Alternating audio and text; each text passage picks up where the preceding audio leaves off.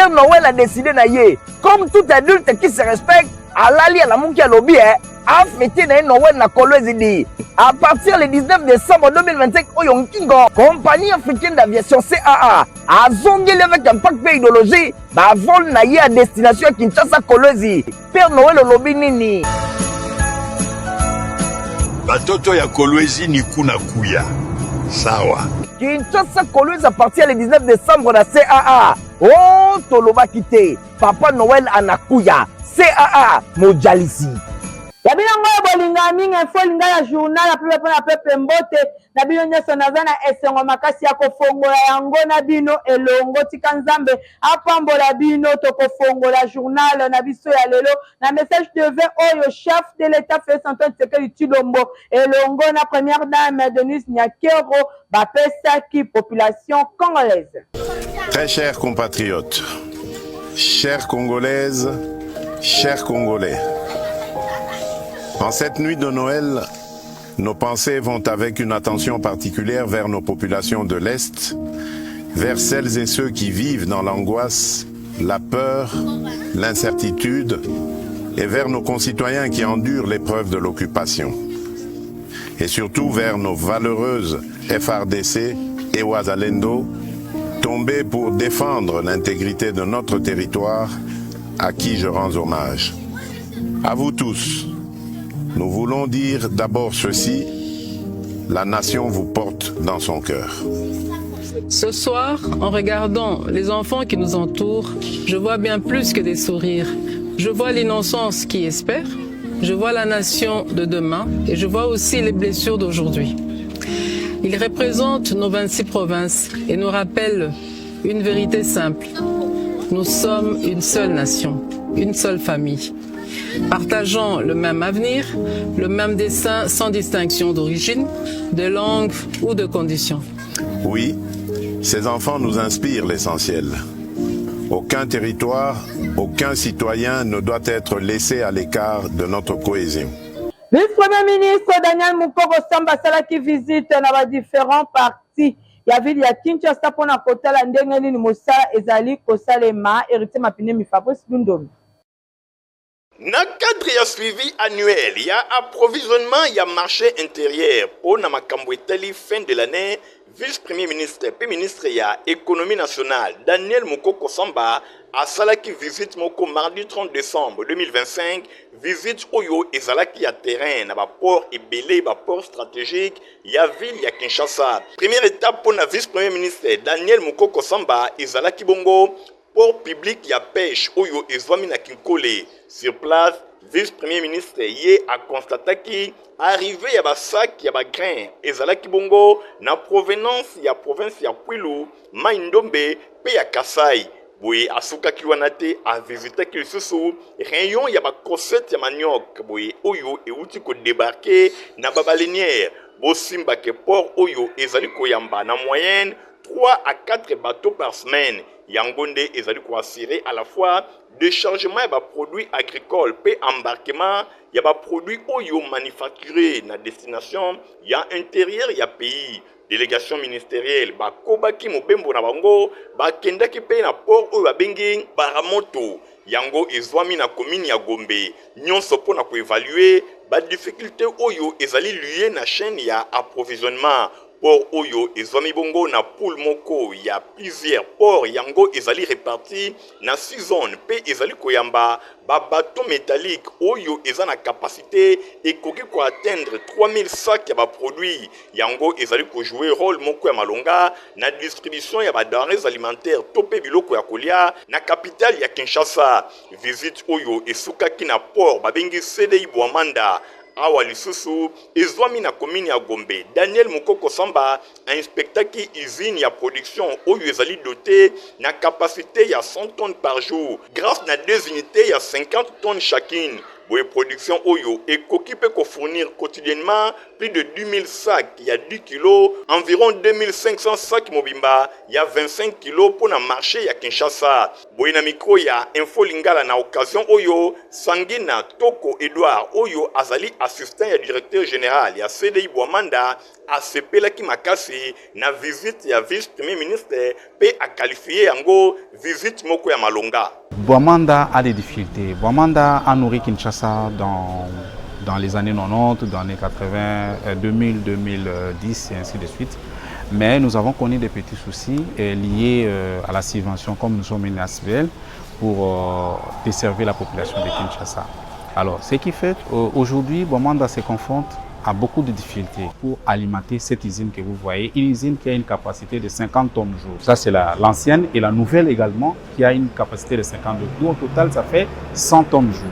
Donc, on peut avoir plus de 10 000 sacs de 10 kilos jour ici. Nangambo na yepe vice-premier ministre ya économie nationale Daniel Mukoko Samba a insisté mingi na nécessité ya bâtir chaîne moko ya valeur complète pe lisusu oye kozala structuré depuis production tuna distribution a souligné que ba insuffisance oyo tozali komona ezali mingi na qualité ya maïs local bo simba pe boye bake yango ezali komona pasi mingi pona ko concurrencer na ba produit oyo ezali importé pe mieux organisé sur le plan logistique pe normatif. Daniel Mukoko Samba a sengaki mingi vraiment na normalisation pe encadrement rigoureux ya ba chaîne nyonso oyo ezali komona na production locale pona ko renforcer compétitivité ya ba produits nationaux pe ko garantir durablement approvisionnement ya marché. Na page na biso ya retro tokofongola yango nanu na Assemblée nationale kuna totalisi bino ndenge nini session ya septembre ezalaka bongo clôturé na chambre basse ya parlement. Président et pays honorable Emebo Sangara, président de l'Assemblée nationale plénière il y a dimanche 14 décembre 2025 et Salima qui na veille à clôture il y a session ordinaire il y a septembre et yango ezala qui marqué na ba débat moko ya makasi na suka na yango ba député nationaux ba adoptaki des lois importantes oyo ezali bongo ya litomba première loi adoptée et lobelaki habilitation ya gouvernement pour na ko légiférer par ordonnance loi texte oyo ezala qui présenté na ministre d'État en charge de la formation professionnelle Marc Ekila, représentant un ministre d'État en charge de la justice Guillaume Ngefa empêché Mobeko Oyo ezabongo na ba disposition constitutionnelle Oyo ezali autoriser gouvernement aye bana kozwa pendant ba vacances parlementaires ba mesure ya domaine ya loi pour na ko assurer continuité ya action publique selon ministre d'État Marc Ekila habilitation Oyo ezali ko viser ko permettre na gouvernement à intervenir na ba matière Oyo ezali jugé urgente pe essentielle na survie ya mboka mingi prorogation ya état de siège na ba parti mosusu ya territoire national na contexte oyo ezali marqué na agression pe insécurité ya makasi a préciser que mesure oyo ezali bongo choix politique te kasi yango ezali réponse sécuritaire oyo ezali dictée pour la situation sur terrain na exposé na ye gouvernement a souligné ki nécessité ya kozaba mesure urgente na matière ya gouvernance et organisation ya secteur stratégique pe lisusu mise en œuvre efficace ya programme d'action ya loi ya habilitation adoptée boyango clairement na champ intervention ya gouvernement pendant ba vacances parlementaires habilitation oyo ezali ko couvrir ba axe prioritaire local ya sécurité nationale na cadre ya prorogation ya état de siège consolidation ya l'état de droit pe lisusu na nzela ya réforme ya code ya justice militaire pour na ko combler ba lacune mosusu pe ko renforcer discipline ko renforcer lisusu cadre législatif économique pe financier mingi penza na révision ya loi na oyo etali contenu local ya République démocratique du Congo na ngambo mosusu Assemblée nationale ba adoptaki pe loi ya régime ya ba bien pe régime foncier pe immobilier ezalaki confié na commission mixte composée na ba commission politique administrative juridique PAG na mokuse pe ya aménagement du territoire infrastructure nouvelles technologies de l'information et de la communication na exécution ba décision oyo commission mixte ba sanganaki le 13 décembre 2025 na salle de banquet ya palais du peuple na bokambemi ya ba honorable Bemba Wale Caroline Ngondankoy Paul Gaspard sur 420 députés nationaux où va participer qui na vote bango nyonso ba votaki pour na adoption boye lisusu des lois oyo ekotindama epai ya chef de l'État Félix Antoine Tshisekedi Tshilombo pour la promulgation ndenge constitution ezali koloba bosimba pe boye ba séance plénière oyo ezalaki marqué na présentation ya motion d'information pour na oyo etali situation préoccupante ya bana oyo ya balabala na ville de Lubumbashi. Il y a circonscription oyo a dénoncé ki ba arrestation arbitraire oyo epesami mingi na bato na tenue civile bango bazali bongo kosala ba acte ya mabe ya kidnapping oyo ezali kovize mingi ba citoyens innocents mingi penza ba étudiants. Ndenge moko pe na Sénat bolanda ndenge nini session ya septembre ezalaka bongo clôturé toujours na bokamemi ya ye moko Jean-Michel Samalukonde. Et Salemaki Nabokambemi ya président honorable Jean-Michel Samalukonde Kenge séance plénière ya chambre haute ya parlement ya mercredi du décembre 2025 ba examina ki pe ba adopta ki rapport ya commission mixte na oyo etali projet ya loi ezali ko modifier pe ko compléter loi numéro 73/021 ya le 20 juillet 1973 oyo ezali kolobela régime général ya ba bien régime foncier immobilier pe régime ya sûreté lokola ezalaka modifié pe complété na loi numéro 80/008 il y a le 18 juillet 1980 réforme cruciale oyo pour na évolution ya cadre juridique na matière foncière et ezali ko viser ko moderniser ba dispositif législatif en vigueur depuis loi numéro 80/008 il y a le 28 juillet 1980 sénatrice Nefertiti Ngoudianza Bayokisa Kisula rapporteur ya commission atalisa qui importance ya modification législative oyo ezali ko répondre na ba enjeux contemporains ya marché foncier pe ya ba transaction immobilière boye expliquer ki pe na commission ndenge nini ba satarda ki mingi na ba article clé ebele oyo ezali ko garantir ba nouvelle disposition soit na adéquation et longo na exigence actuelle ya sécurité juridique pe ya protection ya ba droit ya ba citoyen pour na rapporteur commission azwa ki pe en compte ba préoccupation ya bactère ya secteur oyo ezali ko garantir réforme soit na ba foi moko ambitieuse pe réaliste. Président ya Sénat honorable Jean-Michel Samalukonde Kenge a fongola ki débat mbala moko pona ko jaillir lumière boye na adoption ya rapport oyo Sénat a marqué bongo tournant moko décisif ya révision ya ba loi oyo ezali ko régir ba propriété pe ba sûreté na ko fongola kanzela na application moko ya makasi pe sécurisé ya ba droit foncier na bénéfice ya ensemble ya ba citoyens ba honorable sénateur ba s'engager pour na kosala ba effort ba veiller na ba prochaine étape ya mise en œuvre ya réforme oyo séance plénière ezalaki moment moko ya makasi ya législation na matière ya ba bien immobilier oyo ezali ko promettre amélioration ya cadre juridique oyo ezali bongo en vigueur ba innovation et belé pe ekotaki article 1 ezali ko concerner ba disposition modifiée pe article 2 tina 6 ezali kolobela ba nouvelle disposition oyo etami boye sur 69 sénateurs oyo ba participa ki na séance plénière bango nyonso ba votaki oui ata sénateur mon côté asabsenaki topé a votaki non projet oyo ezali adopté na terme identique na niveau ya chambre basse pe lisusu selon article 137 ya constitution ekotindama epai ya chef de l'État Félix Antoine Tshisekedi Tshilombo pour na promulgation avant clôture ya séance honorable Nefertiti Ngoudianza a sollicité motion d'information pour na ko informer na plénière na double accident oyo esalemi na Congo central suite na pluie ya makasi oyo ebetaki boye causé écroulement ya 2 ponts ya ville ya Boma ba dégâts matériels ezali ebele pe bilan na ba perte en vie humaine yango ezali bongo ba ko déterminé. Premier ministre Judith Suminwa a présidé mardi 30 décembre réunion ya comité de pilotage des zones économiques spéciales Oyo et Salema Kibongo na bâtiment administratif ya Zen Maluku Nathalie Kaila Ertima Pindem ya Zakuna na compte Info Lingala. Premier ministre Judith Suminwa a présidé qui mardi réunion ya comité de pilotage ya zone économique spécialisée et Salema ki na bâtiment administratif ya ZES na Maluku. na ville ya Kinshasa. Bokutani oyo ezalaki bokutani moko stratégique na cadre ya mise en œuvre ya programme d'action ya gouvernement 2024-2028 oyo ezali axé na programme na yango ya industrialisation, création massive d'emplois pe diversification ya économie nationale. Ba membre ya gouvernement ba participaki mingi penza, vice-premier ministre ya intérieur, économie, ministre d'État ya plan, formation professionnelle, urbanisme pe habitat, pe ba ministre lokola, ministre l'intérim ya industrie, ya commerce extérieur, ya ba ressources hydrauliques, électricité, pe ya ba affaires foncières, infrastructure pe travaux publics, pe aménagement du territoire. Réunion oyo ezalaki présidé na chef ya gouvernement. Boye comité oyo ba se distingaki na caractère opérationnel. Bango mingi bakendaki directement na ba site oyo ya ZES kuna na commune ya Maluku ezali considéré lokola zone économique spéciale. Oyo ezali copiloter politique nationale ya industrialisation ndenge chef de l'État asepeli.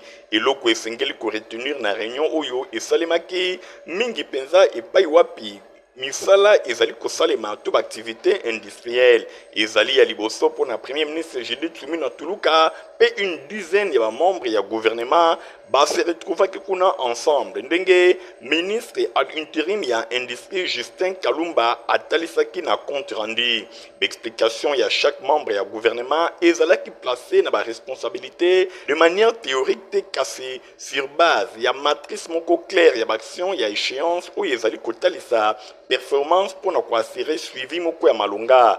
Boye na cadre ya programme d'action 2024-2028 ya gouvernement beaucoup tani oyo et permettre pour aligner l'action ya ministère sectoriel na ba priorité gouvernementale mingi na création d'emploi, substitution ya ba importation, valorisation locale pe ba matière première et longona amélioration ya climat des affaires.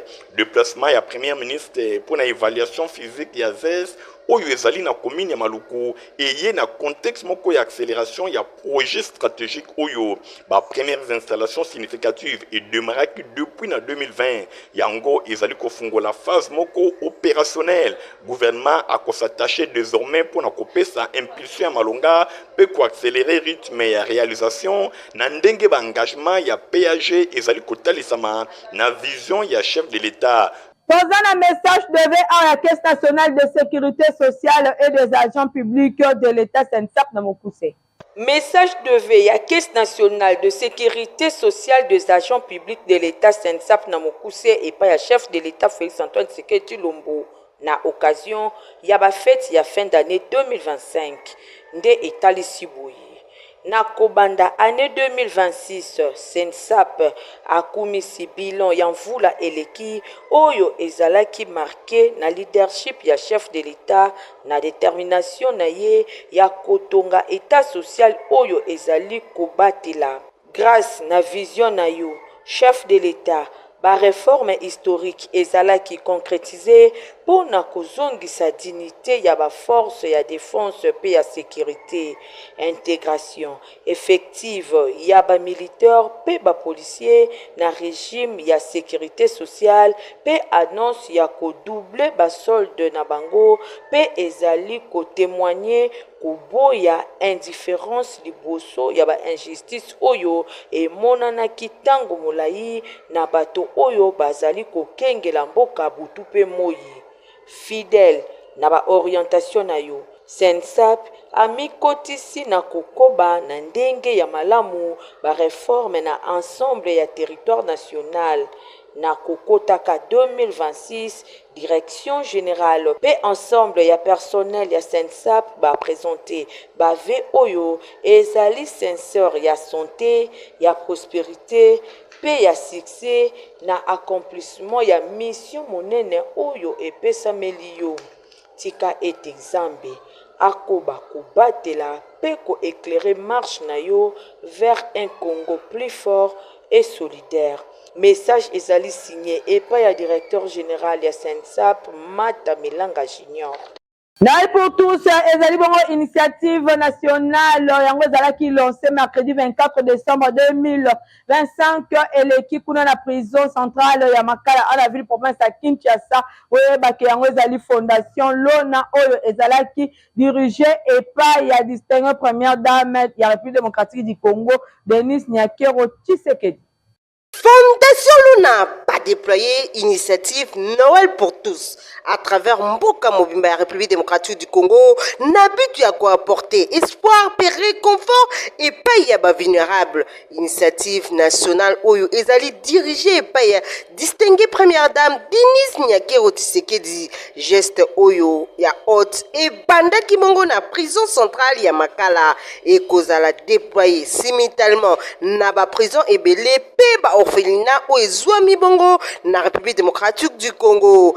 Vaste chaîne ya solidarité oyo ezali pona ko viser ya offrir moment moko ya partage ya dignité pe ya espérance et pa ya population oyo bazali très fragile na période oyo ya ba fête pe ya suka ya mbula. Visite oyo na prison centrale ya Makala ezalaki marqué na distribution ya ba dons concrets ya biloko ya kolia bamatela bilamba ya kolata. Fondation Lona baengagaki baaction structurelle pona ko améliorer ba condition ya vie ya pa prisonnier pe ko réhabiliter ba pavillon pona ba femme pe bana ya basi. Roger Amai bakisa ba don ya ba médicaments pe équipement essentiel. Et ce qui est maloba, libosé ba bénéficiaire, coordonnateur, a rappelé qui n'a ba femme, valeur na bango en tant que mère, sœur, pe fille, ya nation congolaise, pe assuré na bana nyosoke, avenir na bango et ko s'arrêter awa na présenté. Wana ezalaki maloba ya Joël Makubikwa, coordonnateur ya Fondation Lona. Azanga kite na kotalisa na bango ke ba vivre pe ba non vivre oyo bazali kozwa ezali penza aide matérielle kasi mingi koleka ezali témoignage ya proximité oyo ya compassion pe ya humanisme. Lelo geste oyo esalemi na Kinshasa ezali point de départ ya mouvement ya solidarité oyo eko s'étendre na ba échelle ya nation mobimba. Ba bénévole ya Fondation Lona bakokende na prison ya Lubumbashi, Kananga, Beni, Bunia, pe Kisangani. Démarche oyo ezali ko s'inscrire na continuité ya mission fondamentale oyo ezali ko redorer sourire pe espoir na population le plus vulnérable. Fondation Lona baza ko réaffirmer que chaque enfant azali ko mériter ko ressentir chaleur pe magie à Noël. Fondation Lona ezali présidé par ya épouse ya chef de l'État Denis Nyakero Tshisekedi. Honorable Maotwene Elias Selembao akitaki na quartier Pululumbangu pour na kokot sa bonne relation entre population na la police. Christian Kiangebeni. Elia commune ya Selembao, honorable Maotwene du les responsables Papa Selembao azalaki mokolo ya mardi na quartier Pululumbambu kuna na commune ya Selembao. Honorable Maotwene ayokaki nungu ya kozanga collaboration tope boyokani entre ba agents de l'ordre et longona population avandi na quartier Pululumbambu. Yelokola elipe molobeli na bango yende azalaka na initiative oyo ya kotia social kuna pona ko éviter insécurité na quartier oyo. Kasi tango ayoki nungu ko benda na ezali tango nyonso kendaki peti na bureau du quartier et pa wapi asolaki na ba responsable ya quartier Pululumbambu nyonso kaka po kimia ezala na quartier oyo population à vivre na ndenge ya malamu insécurité ezala te pe collaboration ezala malamu entre ba agents de l'ordre et longo na population soki collaboration ezali te eloko moko ya malonga ekoki kobimate. L'homme du terrain honorable Maotwene du les responsables Papa Selembao na sima ya kosola na ba parti nyonso apesaki ba précision na micro ya Info Lingala journal ya peuple. La police ndem dazana wakoki ya ko sécuriser biso mais kuluna a ko sécuriser biso te il faut toza obligé de coopérer na bango na to ko yebisa bango ke eza malamu te population obine boza habilité ya ko kengede la ya ko protéger bakoma to mona bino lokola banguna esika moni danger kuna okimela pa na yo akoma komona yo nde okomi mutu mabe po na ye na solo na bango makambo wana nde na sengi na biso population tout ça la part na biso tobanzi que de senti honorable maotwene na quartier Pululumbambo ekobota mbuma kimia ekozala entre population et longo na ba agent de l'ordre pambate bango batami wana pona kobatela la population et longo na biloko na bango honorable maotwene descente na yo et soulager bana Pululumbambo basepeli po ba ko vivre na kimia et longo na ba agent de l'ordre. Major Omer Kazadi, commandant ya Ton Kabila, a présenté le groupe Moko Yaba Incivique oyo bazali konyoko la population oyo bafandi na Kan Kabila pour la commune ya Lemba héritier Mapinem. Depuis le 25, commandant du camp, Major Kazadi, Omer, oui, pas qu'il a auto-déplacé, tout ça la moussala, parce que pour la population, on va fêter quand même la Kimia. Parti à le 25, au Lukangaki, entre deux fêtes, le 31, parti à 20h, nous allons dans le bureau. Comme 0 heure juste, on a Ozomona, Babimina Prince, moto et les kate. Bamona de sac à mon moi cité. Ma cliente, on va me mettre dans ma moto. Bobotola, on a makolo. Bobotola. Bakoti na kati ya kana banda komona ka bato bapeta musique babimina machette babandi kobotola ngo ba téléphone ti lobby le premier sus continent qui na musala à partir de 18h ti 23h ndio moni epele ko nyoso bakangami na ba machette na ba le message question aux hommes na do ces photo na le 24 novembre 2024 oya kangama awa là c'est une année et demie. Il y a quand même sur le chat. Mais sa question, lobby. Qui est là, mais c'est tout ça. Parce que Bango Bibali. La 4, parce que Bango Baza 4, il va aider Bakangami, on passe à la 4 à 4, tout ça dans Gamba Libre. La étiquette de Kabalinga là-bas. Dans le chat, tu peux aller à la Kina. Sa question, à la Kina, la plaignance n'est pas ça. Je sais pas si les longues zaboye, ceux qui voyaient, donc il est à qui les droits. C'est Zongisi Bavol na ya Kinshasa Kolwezi Michael Brusto tapé sur le détail. Père Noël a décidé d'ailleurs, comme tout adulte qui se respecte, à l'ali à la Moukia Lobby, a fêté Noël na Kolwezi dit. À partir du 19 décembre 2025, Oyong Kingo, compagnie africaine d'aviation CAA, a zongé avec un paquet idéologie, bah vol naïe à destination Kinshasa Kolwezi. Père Noël au lobby nini. Batoto ya Kolwezi ni kuna kuya. Sawa. Kinshasa Kolwezi à partir du 19 décembre na CAA. Oh, toloba kite. Papa Noël anakuya. CAA Mojalisi. Na kwa religion sengali koyeba ke Centre évangélique Nouvelle Alliance et Kamamaka et pas pasteur Prosper Kabangu ba pasaki nuit na bango ya traversé mercredi 31 décembre na kitu moko ya kafu oyo ezaki organisé na salle de fête le délice pour oyo twami bongo na commune ya Lemba bona na bataille elongo na héritier Mapine Mpela Dilando.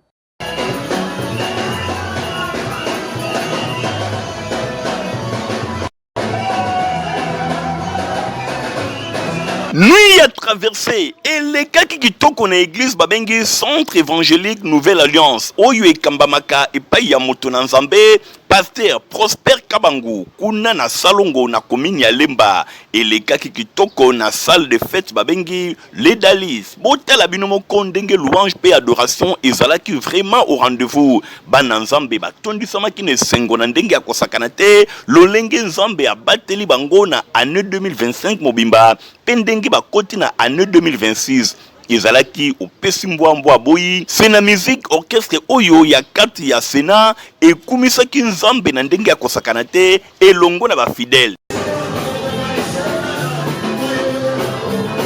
bongo na sima ezalaki tango ya prédication moto na nzambe pasteur Prosper Kabangu ateyaki na mokanda na Psaume chapitre 45 verset 7 epai wapi alobi tokumisa oyo nyonso nzambe asaleli biso tozala reconnaissant tokanisa ba souvenir na ye pe toproclamer biloko nyonso ya kitoko oyo nzambe azali kosala biso. Bref, lolenge nzambe abatelaki biso na année 2025 esengeli kokumisa ye esengeli kosanjola ye. Bongo na sima eyaki tour ya Sainte-Seine epai wapi pasteur assistant Yannick Kalala yende asiraki service oyo pona kolakisa alliance oyo bana sena bazana yango elongo na nzambe lolenge bazali kokota année 2026 en beauté ndenge kaka bino moko bozali komona na centre évangélique Nouvelle Alliance kuna na commune ya Lemba Salongo ezalaki bana na nzambe bakumisaki nzambe na ndenge ya kosakana te na suka ya nyonso pasteur Prosper Kabangu alobaki boye na micro ya Info Lingala. Tuti ko sala veillée ou sala makaka chaque le 31 décembre pona ko pesa merci na nzambe oyo abateli biso ko banda janvier akomisi biso na décembre et puis akotisi biso na mbula ya sika. Yango wana to sanganaki na veillée ya lelo pona ko rendre seulement action de grâce et pas nzambe na biso na sini ya reconnaissance pe ya remerciement pona bolamu na ye o asaleli biso na mbula mobimba ya 2025. Donc c'est ça raison ya veillée na biso tozalaki lelo. Bon simba pe boyeba ke bana ya centre évangélique Nouvelle Alliance ba kontaka kaka epai na nzambe année 2026 ezali année ya mapamboli année ya ouverture pour natina na bango olingo mona centre évangélique Nouvelle Alliance ezwami na avenue Mulumba Kachi numéro 7273 na commune ya Lemba kuna na Salongo epai wapi bana nzambe bazali kosanjola ye koadore ye pe kotombola tango nyonso ngbende na bokonzi na ye.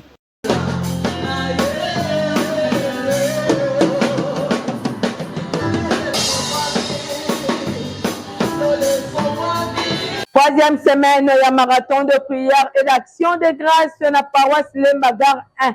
Et ça, ma kikito que pape évangéliste itinérant Nerombunde Ateaki héritier Mapinebi. Et bandaki depuis le 1er décembre, marathon de prière et d'action de grâce et Kobaki. Boignon son la paroisse Lemba Gare 1, il y a district ecclésiastique, il y a 18e communauté des églises d'alliance au Congo, c'est Yassena Mokuse.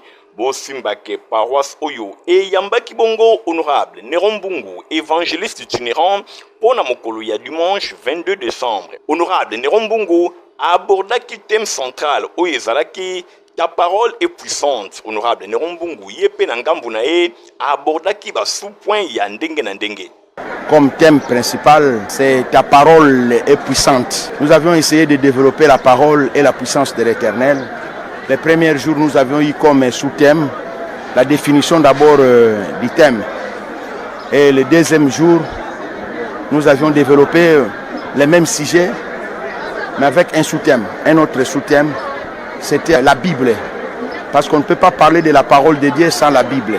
Le troisième jour, qui était le mercredi, nous avions prêché sur les effets de demeurer dans la parole de l'Éternel. Il faut d'abord comprendre et connaître les principes, les fonctionnements de la parole de Dieu. Et le quatrième jour, c'était la puissance de la parole. C'est ce que nous avions démontré aux gens, la puissance de la parole de Dieu. Et le cinquième jour, nous avions qui était le vendredi, nous avions développé sur la grâce de Dieu. Et aujourd'hui, nous avions clôturé et avec un soutien, les chrétiens mettent ta confiance à Dieu. Protivap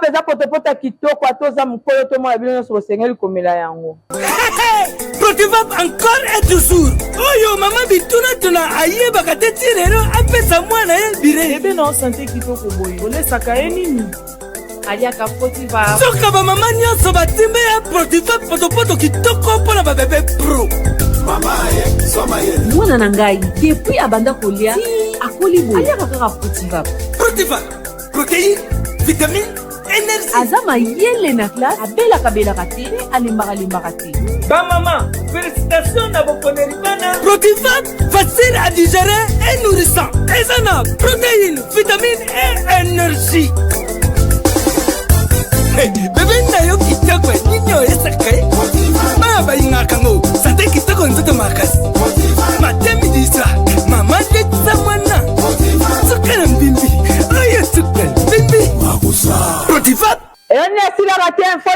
journal pour la peuple yango et comme il a souka la coqueton bongo te donc elle a présenté la meilleure veine dans l'équipe Mobimba ya info Lingala pe na Brage Engali Obama oyo azali partenaire monene ya info Lingala bande ko botika malamu ngala bino tokutani mpo ezali ko ya au revoir. Père Noël a décidé naïe comme tout adulte qui se respecte alali à la munki à lobby a fêté na Noël na Kolwezi di à partir le 19 décembre 2025 Oyong Kingo compagnie africaine d'aviation CAA a zongé avec un pack idéologie ba vol naïe à destination Kinshasa Kolwezi. Père Noël au lobby nini batoto ya Kolwezi ni kuna kuya sawa.